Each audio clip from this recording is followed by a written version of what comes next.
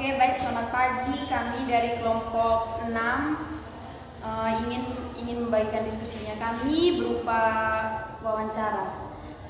Perkenalkan, nama saya Nabila Oktavia Baco. Di sini saya sebagai penanya dan di sebelah saya teman saya nama Yudi Aditya, saya sebagai narasumber 1. Saya Nana Fauzia sebagai narasumber 2. Saya Justina Monica sebagai kuliah.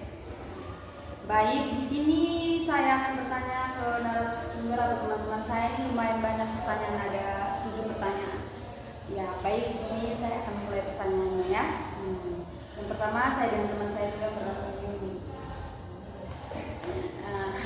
Dengan pertanyaan pertama yang ceritakan tentang perubahan terbesar yang pernah Anda alami.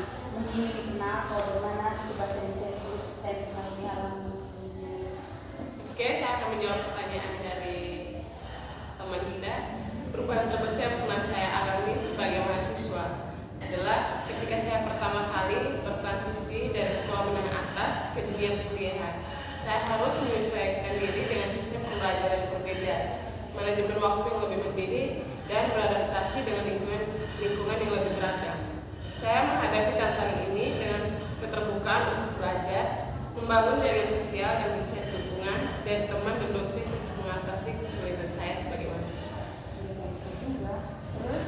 Ini Saya bisa dijawab. Oke, terima kasih. Terus pertanyaan kedua ke teman-teman dulu. Di sini pertanyaannya, bagaimana nih kami nanti mengelola harapan klien yang memastikan bahwa mereka merasa puas dengan layanan, apakah mereka puas dengan layanan yang diberikan atau mereka Untuk mengelola harapan dan memastikan kepuasan dalam konteks proyek atau akademis atau kerja kelompok, saya di sini berusaha memahami kebutuhan mereka sejak awal dan memastikan komunikasi yang jelas. Saya akan mengatur ekspektasi secara realistis, memberikan pembaruan rutin dan merespon cepat setiap pertanyaan atau kekhawatiran, mengutamakan kerjasama dan memberikan yang terbaik dalam upaya yang akan membantu dan menjaga kepuasan mereka. Oh, jadi gitu.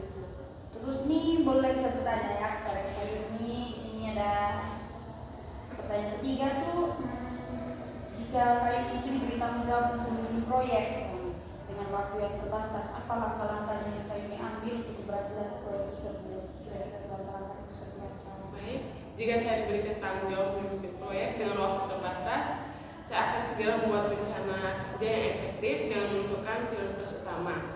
Saya akan memecahkan tugas-tugas menjadi bagian yang dapat dikelola dan melibatkan anggota tim sesuai keahlian mereka. Manajemen waktu, pengawasan terhadap kemajuan, dan komunikasi terbuka akan menjadi kunci untuk memastikan proyek tersebut berjalan dengan sukses. Bagus juga ya. Terus pertanyaan yang keempat, maaf ya, ini jangan ngomong pertanyaan saya ya. Terus pertanyaan keempat di sini yang kita kandung ya. Jika Anda ada dalam situasi di mana harus membuat keputusan yang penting atau informasi yang tidak lengkap, apa pendekatan yang kita lakukan? Dalam situasi di mana saya akan membuat keputusan penting dan informasi yang tidak lengkap, saya akan menggunakan data yang tersedia untuk membuat asumsi yang terinformasi dan berkonsultasi dengan orang-orang yang lebih berpengalaman. Ya, sudah bergaul dengan orang. Terus untuk kali ini, bagaimana tuh Kak Yuni mengatasi situasi ketika Kak Yuni tidak memiliki semua informasi yang ada atau bukan dengan saya pribadi? Ketika saya tidak memiliki semua informasi yang dibutuhkan untuk menyelesaikan tugas, saya akan mencari informasi tambahan dari sumber-sumber yang dapat diandalkan seperti referensi akademis, bantuan dosen, atau diskusi dengan teman.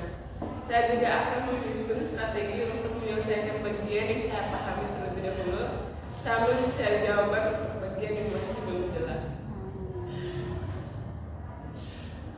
Lagi 2 pertanyaan lagi nih. Bagaimana Kak Edi tadi? Lumayan banyak. Ya. Pertanyaan selanjutnya itu untuk ketemu ya. Bagaimana jika kamu ini menghadapi situasi konflik di tempat kerja, atau apa yang harus kamu lakukan? Jika saya menghadapi situasi situasi konflik di tempat kerja atau di lingkungan kampus, saya akan berusaha memahami sudut pandang semua pihak dengan hati-hati. Saya akan mencoba menemukan solusi dengan mengutamakan komunikasi terbuka dan empati.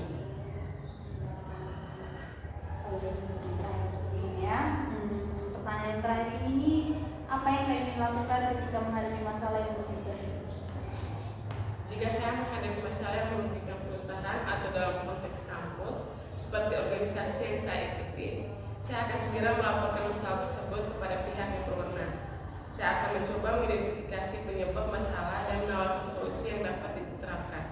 Selain itu, saya akan bekerja sama dengan tim untuk meminimalkan dampak dan mencegah masalah serupa di masa depan.